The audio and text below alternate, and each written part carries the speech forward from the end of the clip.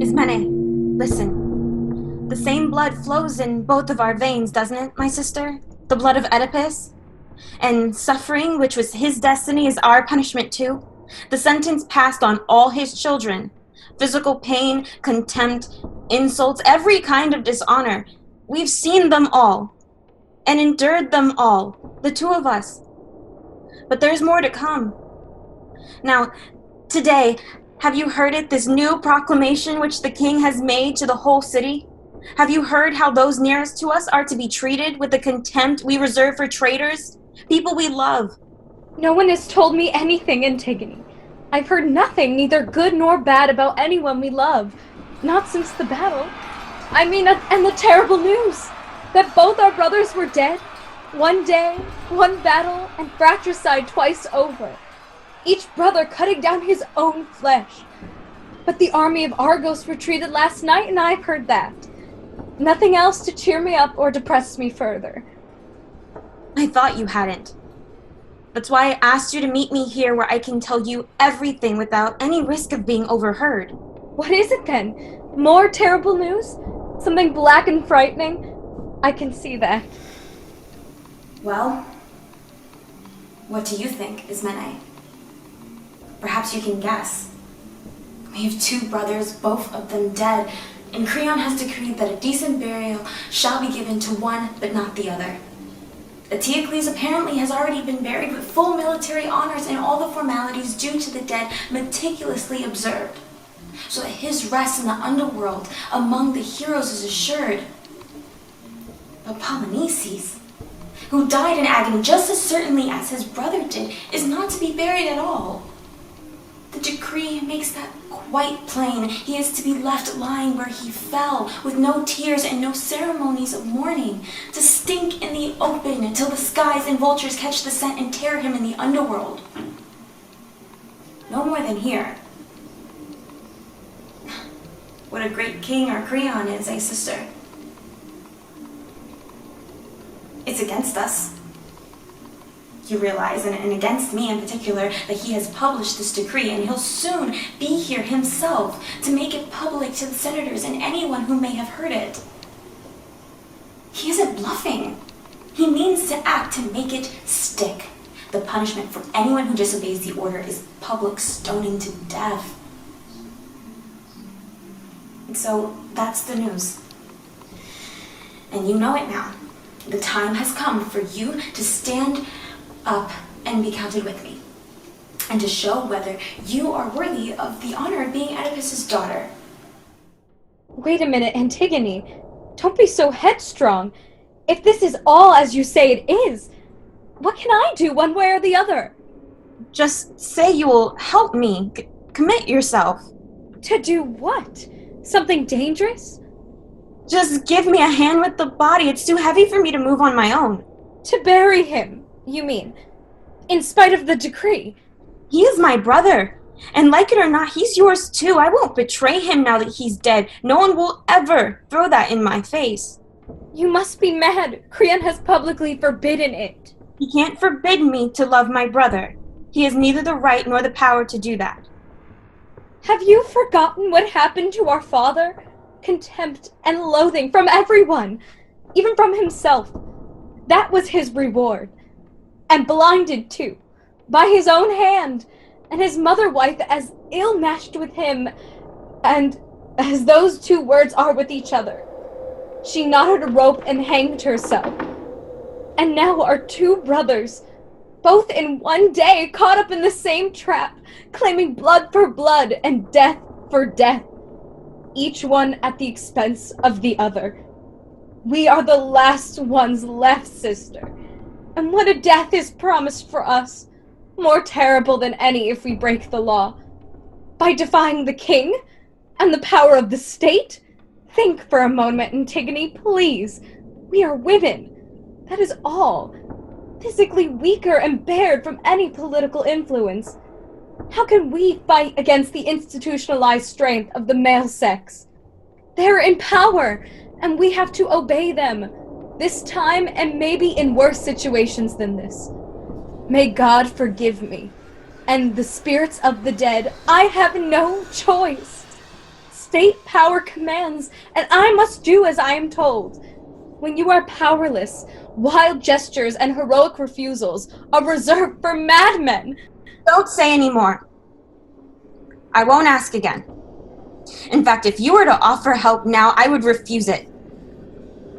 Do as you please. I intend to bury my brother, and if I die in an attempt, I shall die in the knowledge that I have acted justly.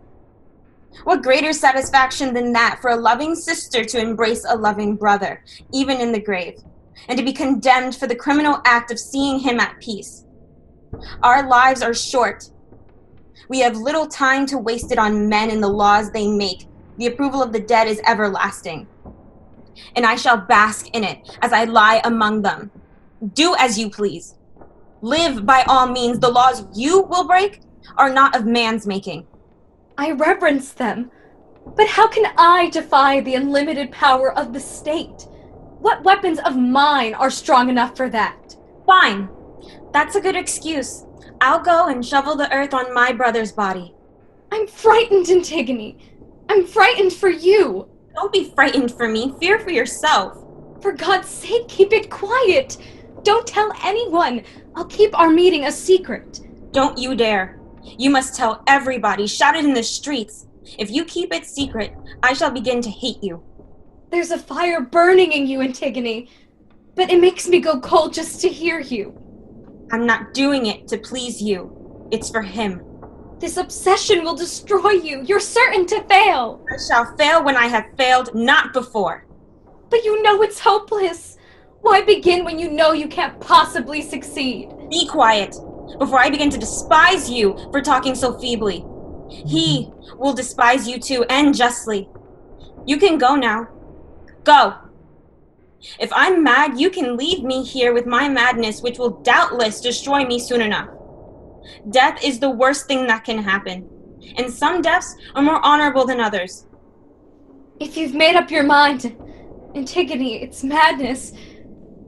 Remember, I love you, whatever happens.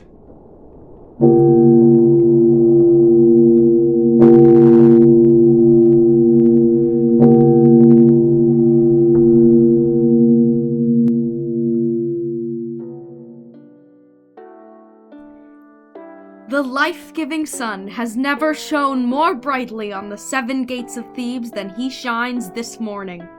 Never a more glorious dawning than the sunrise over Dirce's river, when the army of the foreign invader at first light made its panic-stricken flight, and all its white shields and its bright weapons were gone. Like a snowy eagle from the mountain crest, it came shrieking down on our city. The army of Argos, with a spurious treaty to enforce Polyneices' claim, all its horsehair plumes nodding together, and a grinding of brass and a creaking of leather. By our 7 shuttered gates it waited, eyes glittering in dark helmets, swords drawn, spears couching.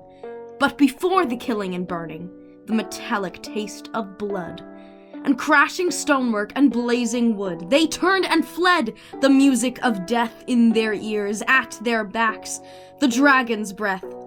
Zeus had seen them.